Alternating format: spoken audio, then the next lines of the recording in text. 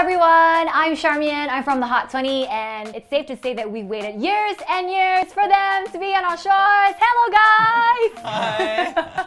I really took a risk with that joke, didn't I? Yeah. Okay, don't hate me.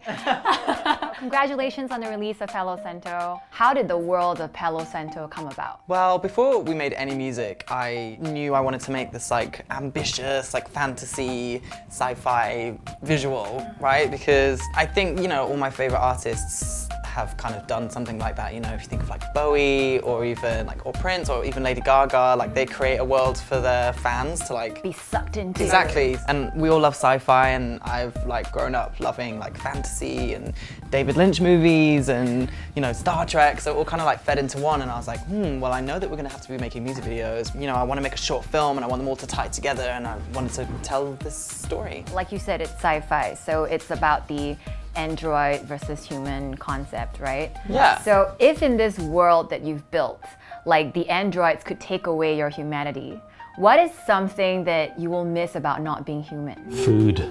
Food? Taste, rather. I miss pizza a lot. Which It's flavor? what makes us human. Pepperoni. Pepperoni's the Yeah. best. Well, we had this conversation about whether androids dream, and there's a scene in the short film where all the androids are like looking up at the moon, and their eyes are like all kind of weird, and like we're imagining that they're getting like recharged by the moon, and because they can never sleep, you know.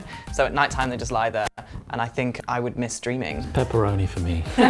Ollie, for you, the last couple of years have perhaps been the most honest. You really took the time to show the world who you are and what you're like. How different was it making this album as compared to your previous one? When we made the first album, like it's the first, you know, it's like your first time doing everything, so it's all so new and you're experiencing everything for the first time. I was so overwhelmed by all the support that I had for like the things that I was saying and the message that I wanted to put out there, so that kind of inspired me to just keep going. So this album comes with like a whole other theatrical experience, and if you were to really develop it, it could actually become like a TV series. So say you could like direct it, right? And you could like pick an actor to play the android and the erotic human performer.